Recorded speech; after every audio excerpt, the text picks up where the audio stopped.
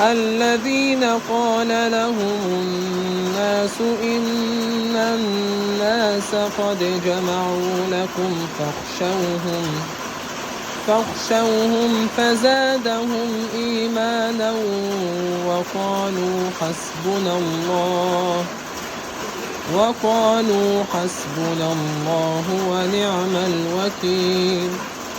فانقلبوا بنعمة من الله وفضل لم